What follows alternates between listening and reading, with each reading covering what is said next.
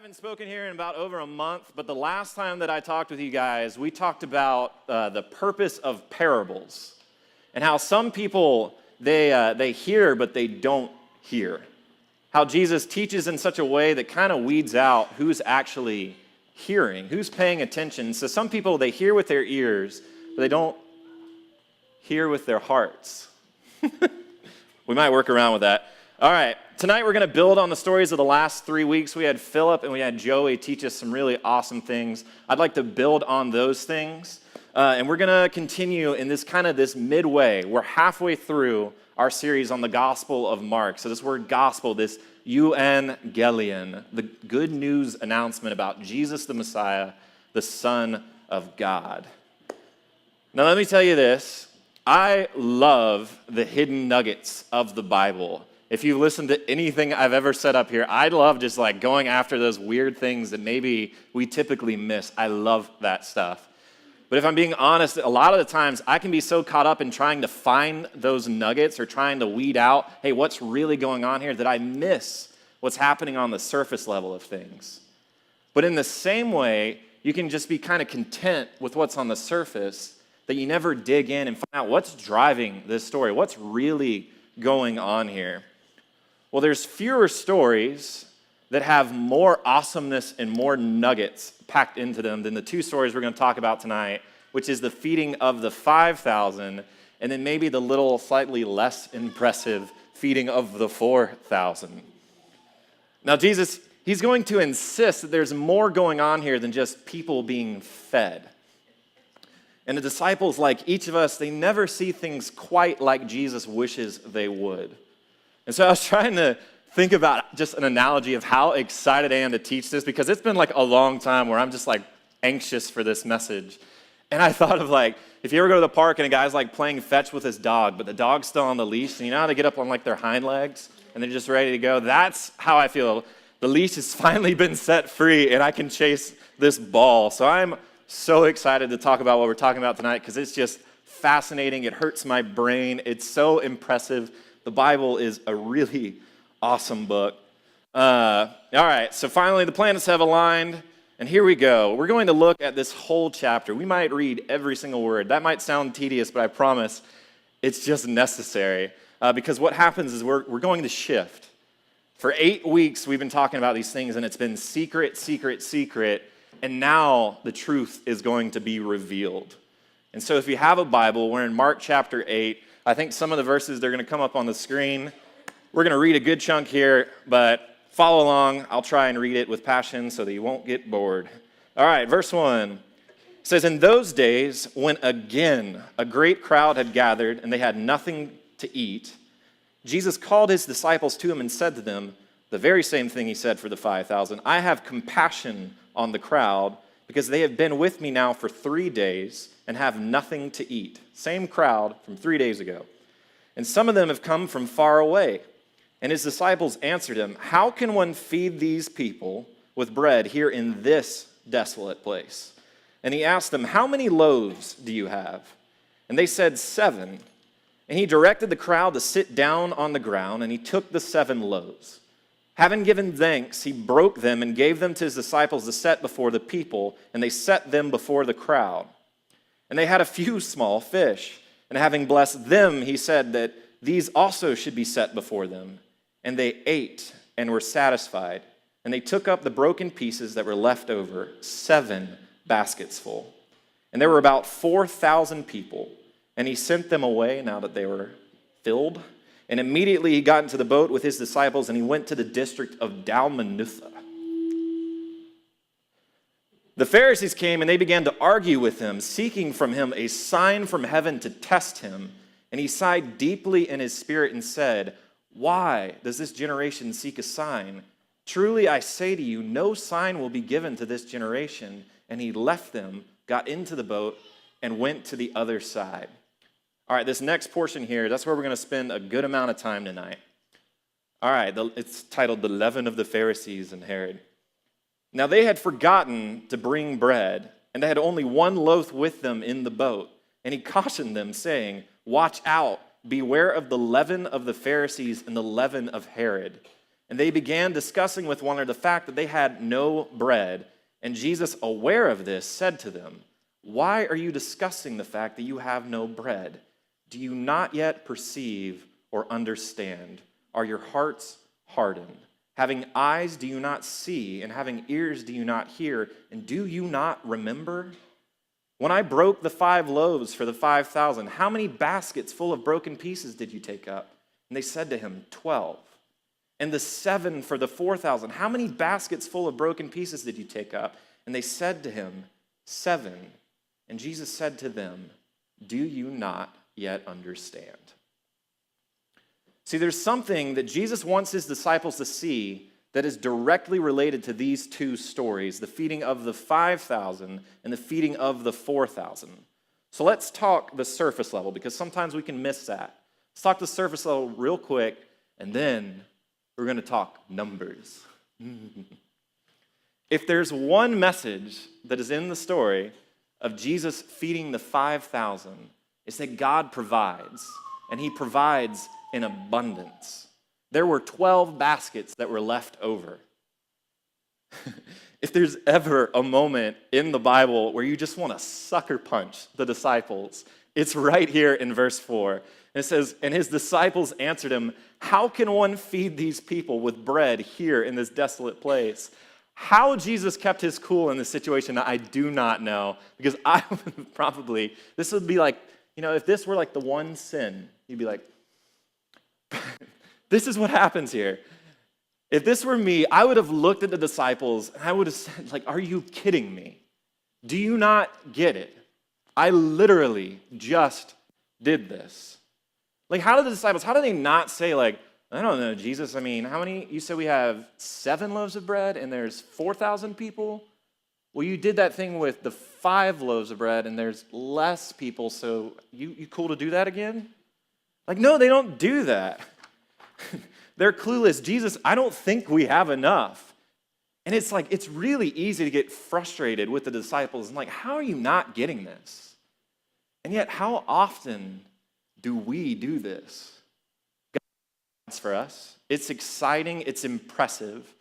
And then the very next time that we're put in impossible situations, what do? Oh no, like, I don't know how I'm going to get out of this. I don't know what I'm going to do. And then God, he just looks at us and he goes, "Really? Like, I just did that." Right before Christmas, I was in a bit of an irritating situation. I had nowhere to live. I was trying to figure out where I'm going to live, and it was kind of, I wasn't necessarily stressed as much as it was just kind of irritating. It's like, I don't know where I'm going to be.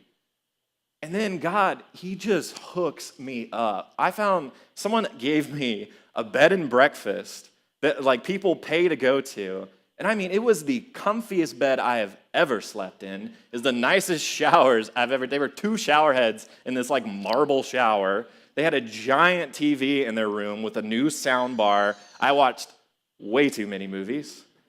It was awesome. And I say God provided this because the people who gave it to me did not know me. They had no reason to do it. It was just the generosity of their own hearts. And I felt so blessed to be living in this situation. I felt thankful. I was impressed. It was amazing. And then a week and a half ago, the transmission in my car goes out. And what do? Like, how am I going to fix this? Where am I going to find enough money to pay for this? How am I going to get around town? How do I get to the table on Tuesday night? I have this camping trip where I'm supposed to take all the camping supplies. How am I going to get things there?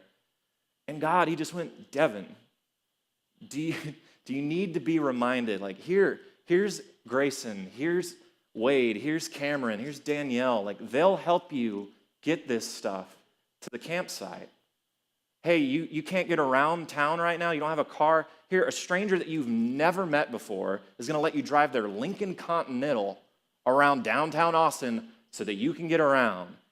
It's a car that is nicer than anything my family has ever owned, and I get to drive that around right now. God provides, and he does so in abundance. Why do we doubt so quickly when repeat problems happen that we've already been brought out of? See, this is the beauty of the Bible to me.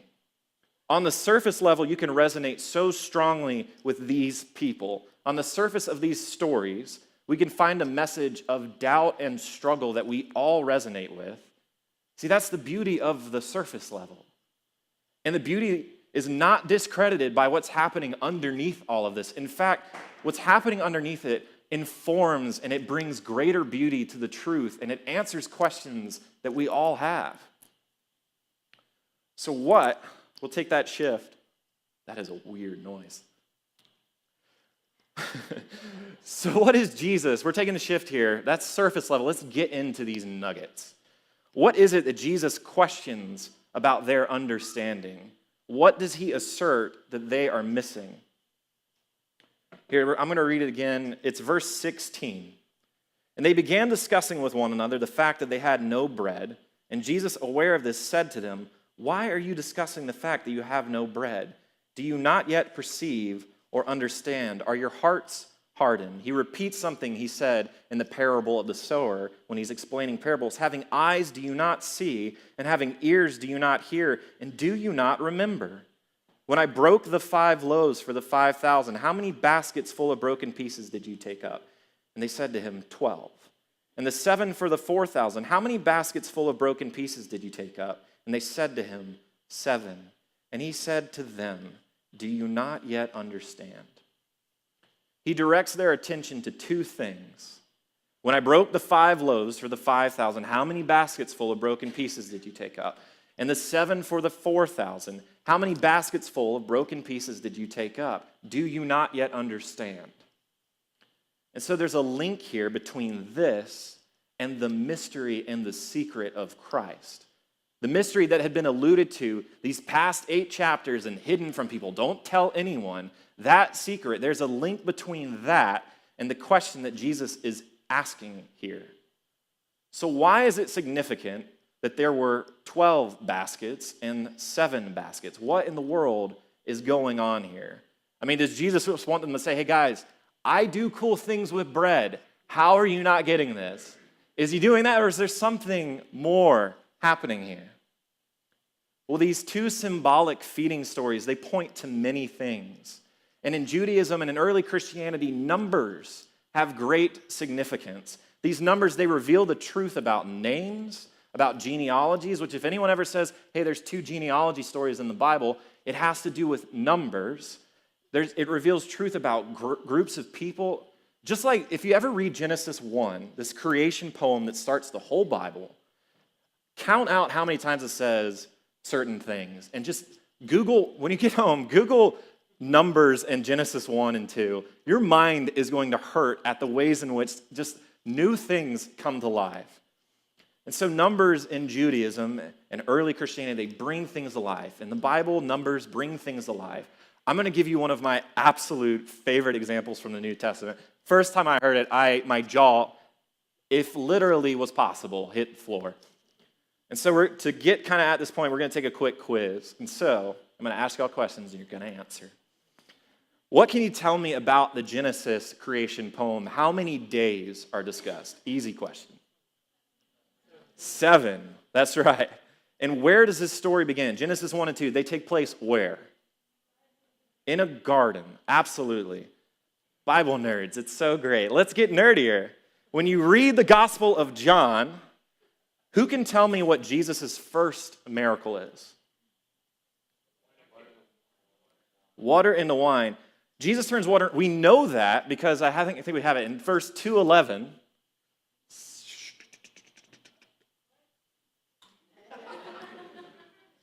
I'll just read it. In verse 2:11, it states that this was the first sign. So we got 1. And then Jesus, he heals the royal official's son, and it says it is the second sign. And if you follow the mention of signs in John's gospel, you get the healing of the paralytic 3, the feeding of the 5,000 4, Jesus walking on water 5, healing the blind man 6, and raising Lazarus 7. 7 signs, 1 for each day of the creation week. Now there's an 8th sign, the sign of a new creation, the sign of a new day. And that sign that represents this new day is the resurrection. A symbol of new creation is a resurrection. And can anyone look up Jesus? What does Mary Magdalene mistake the resurrected Jesus for in John 20, verse 15? Anyone got a Bible? Somebody look it up. I love this. What does Mary Magdalene mistake the resurrected Jesus for? A gardener. So this new creation story begins in a garden. The Bible is awesome. That kind of stuff blows my mind. There's more going on than we often think. And so the numbering of those signs, it's significant, it's intentional. Numbers matter. These two stories that we're going to talk about tonight are riddled with numbers, and would you believe it if I said they might all mean something? So the numbers tell as much about the meaning of this story as the miracles themselves. And so if you got paper, feel free to take notes. I brought a whiteboard so that we could go over it in detail. All right, so let's look at the feeding of the 5,000. Perfect handwriting. Aside from the resurrection, it's the only miracle story that appears in all four Gospels. In Mark's Gospel, which we read this 2 weeks ago, Jesus is in a Jewish region talking to Jewish people. Jesus has compassion, and he asks to feed the disciples. The disciples don't believe that this is something that's possible, and so to give them a little bit of a nudge, he asks them, hey, go find some loaves of bread. They come back with 5 loaves and 2 fish. Yes, so 5 and 2. He multiplies, I'm going to write multiplies bread. He multiplies the bread, and there are 12 baskets left over. All right, drawing a line. So there's 5, 2, and 12, plus the multiplying of bread. So back to the quiz here. Who is the Jewish hero? Who is number one Jew? Moses, yes. And Moses is a what? Prophet. Oh, thanks, prophet. All right, so we got Moses the prophet. There are 2 things that are associated with good old Jewish hero Moses. All right, some more questions. How many books of the Old Testament are attributed to Moses? 5 books. So we got 5. Let's just call it the Torah. All right, when Moses comes down from Mount Sinai, how many stone tablets are the 10 Commandments on? Whoa! 2 stone tabs. All right, Jesus, he takes the 5 and the 2, and he feeds the Jewish people. All right, let's get back to the Old Testament. If you remember Jacob, who's later named Israel, he has several sons, and these sons, they're split into tribes. When Moses leads the Israelites out of Egypt, they're divided back into these tribes. How many tribes are there? Whoa! 12 tribes of Is. All right. So we have all of this imagery already packed into this one simple story of God's provision. But wait, there's more. There's another story in the Old Testament of a feeding by means of God multiplying bread and having some left over. And there's so much that can be packed into that, but we're going to put it up here. It's 2 Kings 4, verses 42 through 44. Boom. All right. A man came from Baal Shalisha. Baal Shalisha? Had to be done. That had to be done. Bringing the man of God bread of the first fruits, 20 loaves of barley, and fresh ears of grain in his sack. And the king Elisha said, give to the men that they may eat. But his servant said, how can I set this before 100 men? And so he repeated, give them to the men that they may eat. For thus says the Lord, they shall eat and have some left. So set it before them. And they ate and had some left, according to the word of the Lord. All right, so let's write down Elisha. And he's a king. Woohoo! All right, this symbolic feeding is about the superior prophet and the superior king. And so this is one of the things that Jesus insists the disciples they're missing. And so if you think I'm just making like weird connections here, I want to illustrate it a little bit further. All right, John, we talked about the cool things John already does. John adds something to his version of this story that's not included in any of the other stories. And so here's what it says in John 6:12. I'm going to write this down here too.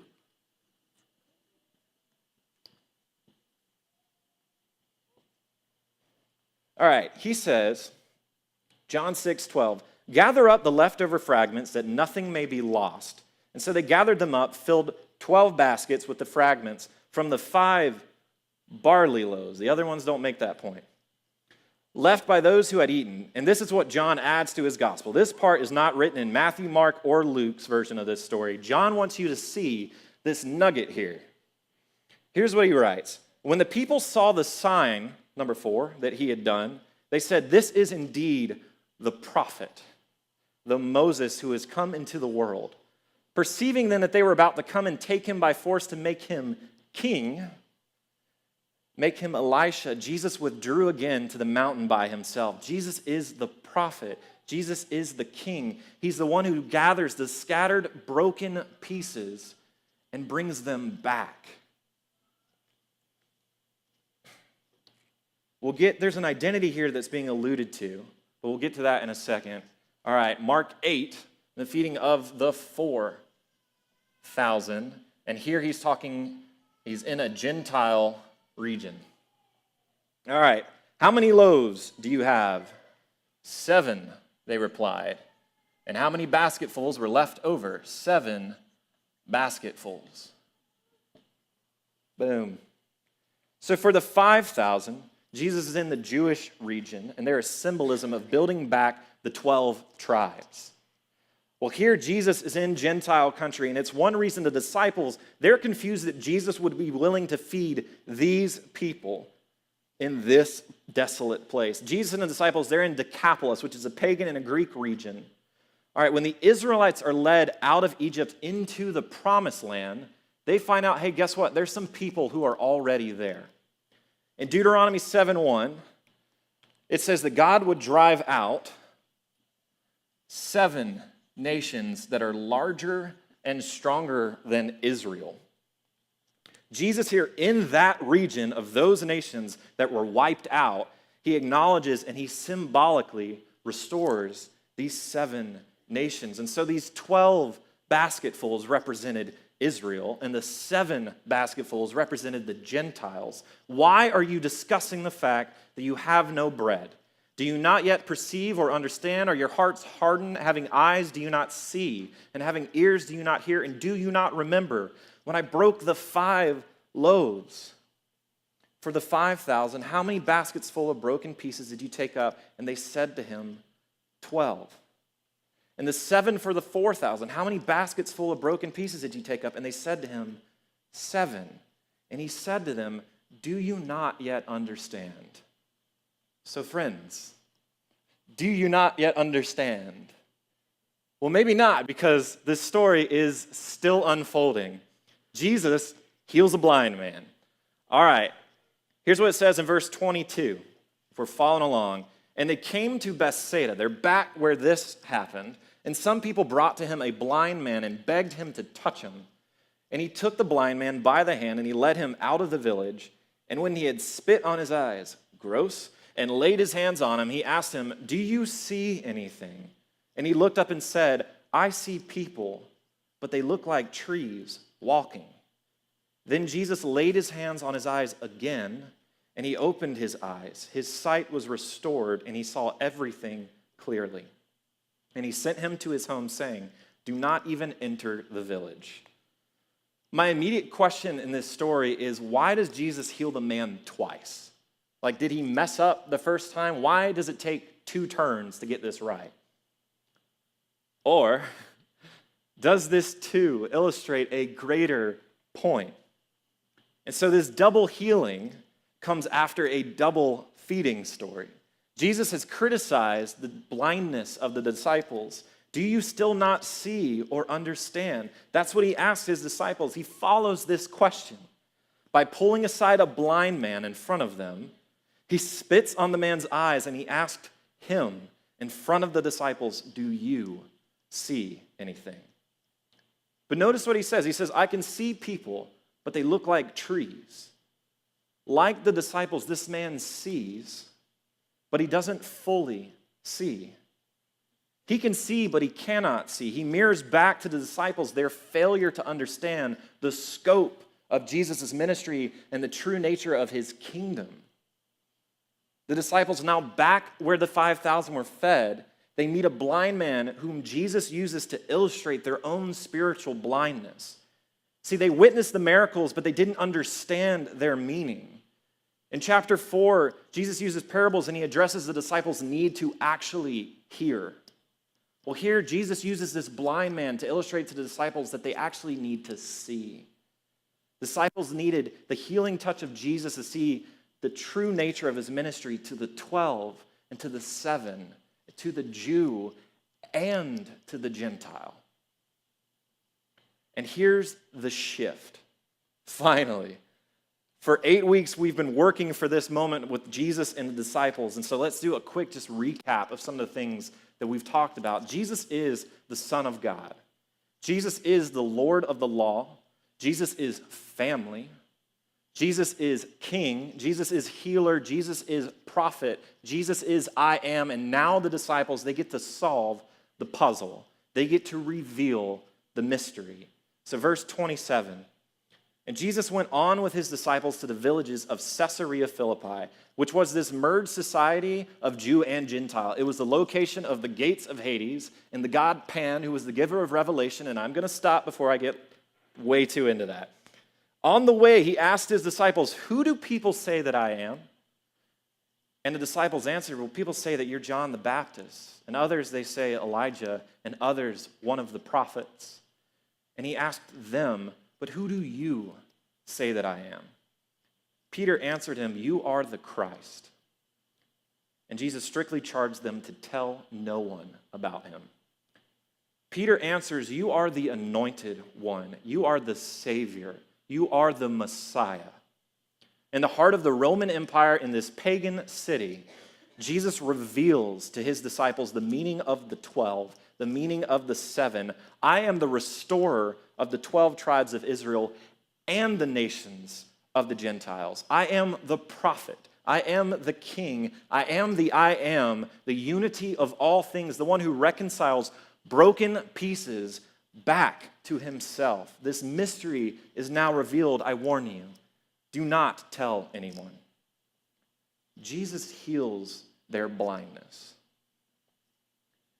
In 31, and he began to teach them that the Son of Man must suffer many things and be rejected by the elders and the chief priests and the scribes and be killed.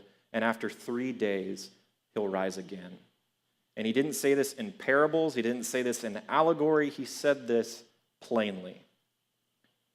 See, to me, this whole story is the true beauty of God. Because you can read that story over and over again and miss some of the things that we talked about tonight, and then you see it. And if you're anything like me, like the first time I learned this stuff, I think I texted 15 people. I was like, did you know about this? Have you ever seen this before? And there's just a beautiful truth in that God's presence is in every single thing and situation. He's leading us through the pleasant and the unpleasant, throwing us hints and beauty and asking us, do you still not see or understand? It's why I honestly roll my eyes when people say, well, if God would just show me proof, then I would believe. Forgive me, but that's nonsense for so many reasons. Look at all the ways in which God was revealing himself to his disciples, and it took them this long to get it. I mean, they saw him make dead people walk prior to this, and they still were kind of confused about what he could do. One of my favorite verses in the Old Testament, it shows up in Genesis. We talked a lot about Genesis. In a story with Jacob, who's later named Israel. It's a story where God reveals the significance of this land that Jacob is resting in. It's the one with that dream about the ladder in the heaven. When Jacob wakes up, he says this, "Surely the Lord is in this place, and I did not know it." It goes back to my situation with my transmission. Surely the Lord was in that situation, and I did not know it. Where will I get a job? How will I eat? How will I survive that breakup? How will I get over their death? How could God do this to me? How could God let that happen? God, where were you? Surely the Lord is in this place, and I did not know it. Do you still not see or understand? The truth of the Messiah, it's actually in all things, not just biblical stories. It's in your life's brightest moments and its darkest pits. When we doubt this, we're revealing what we believe about Jesus. But who do you say that I am? Well, Jesus, I say you're the one who provided for me that one time, but I'm not sure that you're going to do it this time. Well, Jesus, I say you're the one who loves me, but I don't think that you could love me after this. Well, Jesus, I say you're the one who transforms lives, but I think I need to hold on to this addiction just a little bit longer. I haven't shared much of my personal story with you guys, but I'll tease it with saying my parents have encountered God in a way that many people, in fact, most people say they wish would happen for them. Some people say it's what they need to believe. They've seen and been a part of miracles that honestly mirror a lot of the things that we talked about tonight. A few years ago, after a lot of demand of them telling these stories, they wrote it down into a book. And when they released that book, they had a lot of people who went on this trip with them where a lot of weird things happened come so that they could get copies of the book. And I met this lady at this kind of little party. She went with them on this trip where strange things happened, where everyone came home after seeing something, but she didn't. And that was so fascinating. I was really curious to that. And she started sharing that she'd actually traveled quite literally all around the world to Marian sites, places where miracles with the Virgin Mary were happening. She went all over the world. That noise is weird. Each time that she went to these places, people saw amazing and beautiful things, and she came back with nothing. She argued to me, she was Catholic, she argued the need of the bread and the wine to actually be the flesh and the blood of Christ. And look, I get millions of people believe that. I'm not saying anything there. But the way she articulated this is it had to be a miracle happening in front of her. She told my parents, well, I know I didn't see anything, but you were my miracle. This woman missed what Jacob saw. This woman needed, like the Pharisees earlier, she needed a sign to believe. She needed hard and tangible proof, so much so that I believe that her eyes were blind to God being in this place. And look, I understand that desire to want to see God's glory in a clear and tangible way. But let me say two things. If your faith and devotion is dependent on that, it's not faith. Jesus said, you believe because you have seen. Well, blessed are those who have not seen and yet still believe. I went over the weekend, I saw that Risen movie, which wasn't half bad. But there's a scene towards the end, and I'm not spoiling it. Y'all read the Bible, you know what's going on. There's this Roman soldier, and he's sitting with Jesus, and he's having this conversation about kind of all these expectations he has and how he's struggling. He's seen Jesus do incredible things, but he's struggling to believe. And Jesus says, imagine what it's going to be like for those who haven't. Faith is the confidence that we hope for and the assurance of what we do not see. Faith is accepting your blindness and using it to see. I'll tell you firsthand, as part of my story, proof of God will only tell you there's a God. Something that every culture at the time of Christ pretty much believed. Big deal. The Bible says even demons believed. Seeing is not surrendering. Seeing is not giving your life to Christ. Seeing just informs. There's knowing God is real, and there's following him, living for him. That's something that takes faith. Look, I can see Donald Trump. I can see Bernie Sanders, Clinton, Cruz, whoever it is, but believing that one of them is the best choice to lead America, that takes faith. Are we seeing the difference? My second point about the need for some tangible proof. My brothers and sisters, you already have it. God has made himself known. Open your eyes and see it. And I'm not just saying that as some guy preaching up here. There's not a day of my life where I don't see God. He is present. He is in this place. Stop praying for God to show up. He's already here. Pray that you may be given eyes to see that. And so I'm going to end with one final story. And it's one that I used to share a lot more than I do now. But in college, I would go and see the evangelist on campus. And in some ways, it was entertaining because, wow. But also, it was just a great opportunity to go and hear people who are vocally critics of what I believe. They're vocally skeptics. A lot of them have no desire to believe in this story, but you get to see kind of what does this side of the coin look like? Why do they disagree with what I believe? And it was just a really neat platform to have those conversations with people. Well, I met one student, and his name was Rob, and he was particularly set in his criticism. He said he'd been asking God for proof, and well, he never got it, and so there must not be a God. He was being a loud advocate that day about how some things, they just happen, chance. His quote, if I remember exactly, was, there's 1 million people in New York, and so a 1 in a million thing happens every second, which is just brilliant. That's a brilliant line. And so he was saying that things don't happen with reason or purpose. Well, for years prior to this encounter, whenever people would kind of bring that up with me, I'd ask them questions like, well, have you ever been in a place where you felt like you were supposed to be there?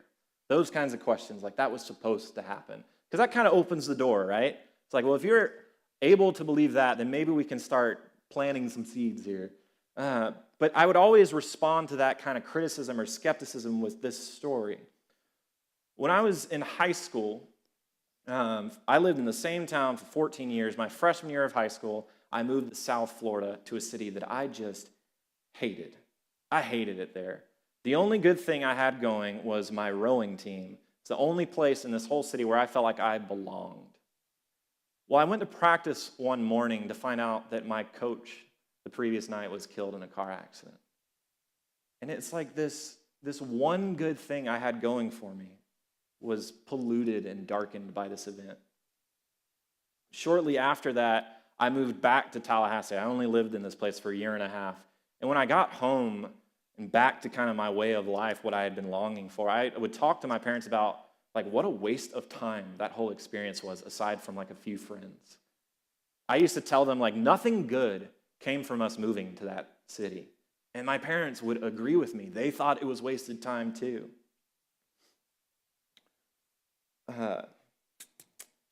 Yes, while I lived there, I met two people who were involved with Young Life. There was a group that was in South, even more south than I was, that was taking a bus up to the same weekend of camp that my friends from Tallahassee were in. And so I rode up with them on this bus. And on that bus ride, I met two people. One of them, a lot of you know, Lauren Allen, and the other one, a girl named Darcy Shepard. Fast forward to my freshman year of college, I had no desire for ministry. The way that I kind of ended high school, I just didn't feel like I was a good example in the way that my Young Life leader was to me. I didn't feel like I could be that kind of example to high school students. And so when all of my friends went to be trained to be Young Life leaders, I didn't go. I didn't think I was worthy. However, I would go to hang out with my friends at the tail end of these meetings, just so that we could go do things afterwards. Well, one week, I showed up to this meeting, and who should I see but Lauren Allen? And because she's just a hilarious, amazing person, I decided to go back that next week. And that week, they were doing kind of sign-ups for Bible studies. That's where I got in Danielle's Bible study with Lauren. And I was placed into her Bible study, and then they were picking teams. I was placed on her team, where for the first time, I learned to talk to people about Jesus. After the first year of that, I was placed in charge of that team as the team leader, where I got to lead other Christians in this ministry. In that, I got to meet kids who I walked through the best absolute times and some of the darkest times. I got to take a group of guys to camp where every single one of them gave their lives to Jesus. I grew a passion there for ministry that ultimately, it led to me studying religion in college. It led to me taking this job out here. It led to me teaching here tonight.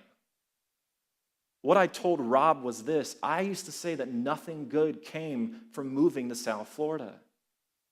But had I not moved there, I probably would have never met Lauren Allen. I would have likely never become a Young Life leader. I would have likely never watched those kids give their lives to Jesus. And so, no, Rob, I don't believe in chance. As I was telling the story, Rob defending his view that chance is just a thing, he stops me and he says, Darcy Shepherd. You know that girl that was in the story that has nothing to do with my story, and yet every time I told it, her name was included in it? Rob says, I know Darcy Shepherd from Port Charlotte. And I said, yeah.